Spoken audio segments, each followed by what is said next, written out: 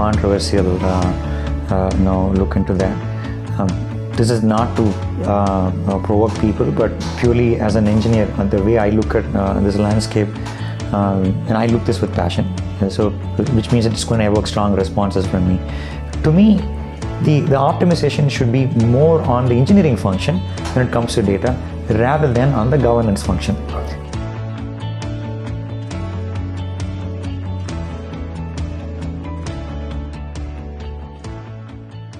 So you earlier mentioned about data ops.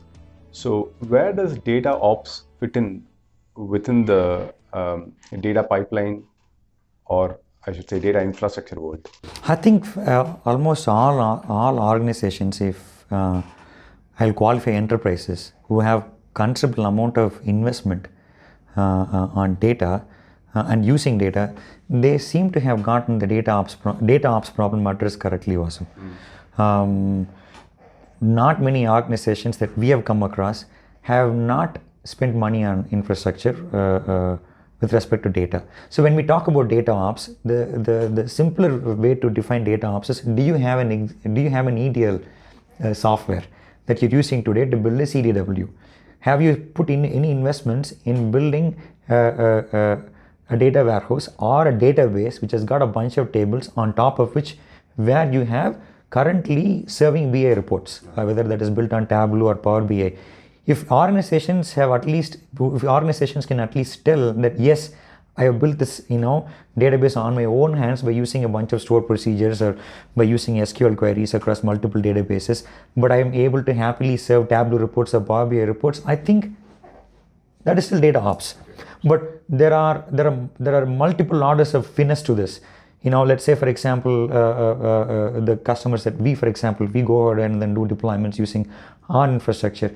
The kind of quality with which we go about executing data ops operates at a different level compared to organizations that go with something like Informatica or Talent. And I'll come to the answer. The simplest way of answer that I would give is, what we seem to be doing is, we seem to be able to offer our solution that can be comfortably tied with the existing release engineering practices that these organizations have. Got it.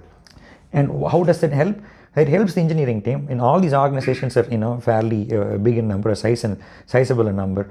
By offering the team on the other side to integrate our data ops with their current CI/CD ops in a manner where they can see our release, part of their release, it gives them a clear way to track their KPIs, in turn track their OKRs towards how good is their engineering practice in terms of delivering value to their organization. So if there are systems that can do this, I would rank them to be considerably sophisticated.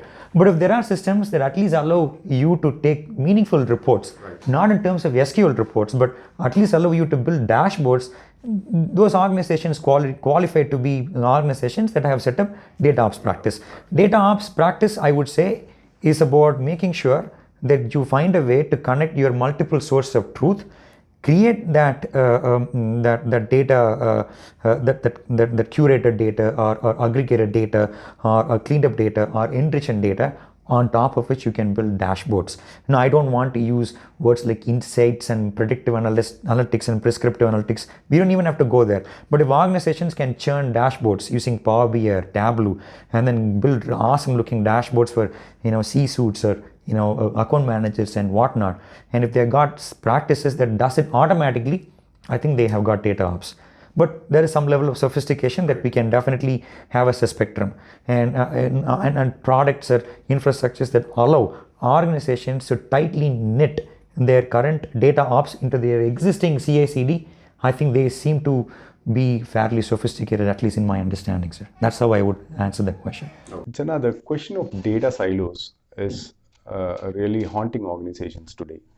Organizations are trying to find chief data officers who would be entrusted with the responsibility of managing data for the reasons of compliance, security, or more in terms of keeping it as one source of truth for the rest of the organization to use. But it has not been a successful journey so far.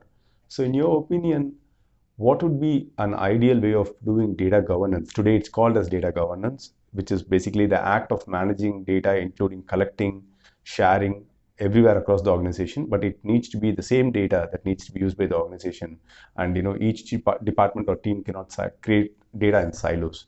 So what is your take on how data needs to be managed and used across the organization?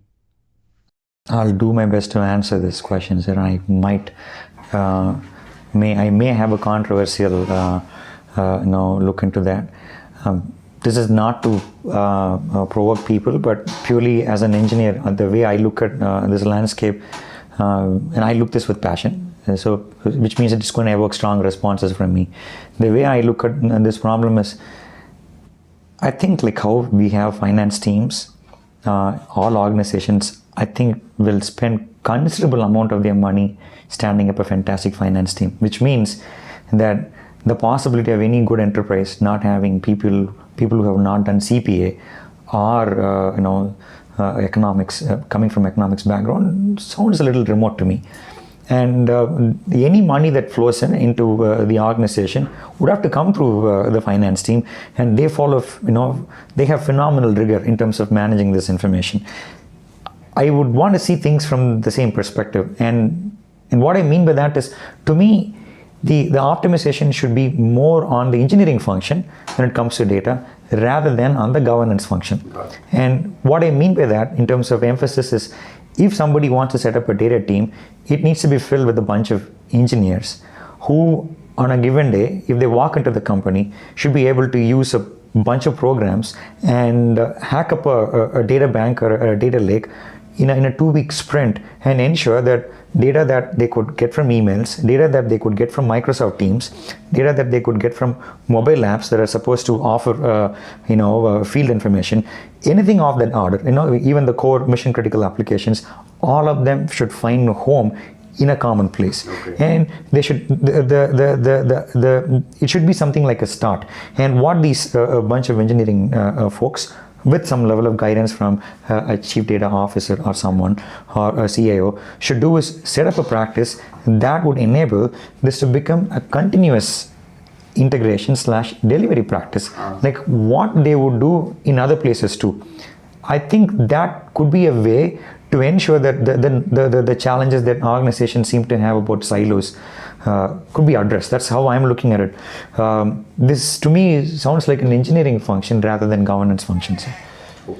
And there is one more thing that might be haunting organizations today, which is since we are dabbling with this pain every day, we know that there are 4 classes of data that we have been exposed to. One, you have all this ASCII driven, either text or number, or and when I say number, it could be either an integer or a double.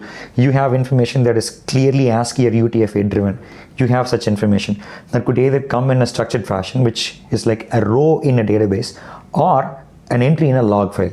So we call them as semi-structured or structured information. But in addition to these, organizations also end up having assets in the form of images or PDF files. Now there are 2 kinds of such unstructured, the so-called unstructured information that you would find in organizations.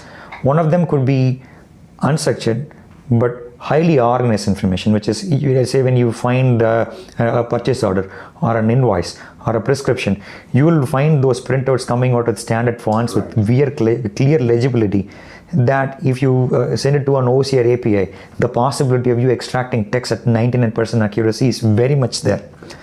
That is one class of data. The other class of data is you got handwritten information.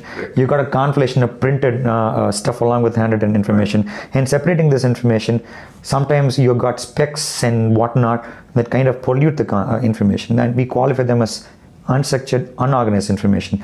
So what I think the data ops or the so-called data teams seem to have as a challenge is, how the hell are they supposed to also bring these 2 classes of information into the common data bank so that they can draw insights also from this? That might be a challenge that organizations have. And I don't think even people like us have got good answers for those questions. And I think I have to admit there is a bit of a gap there that we all need to strive to address.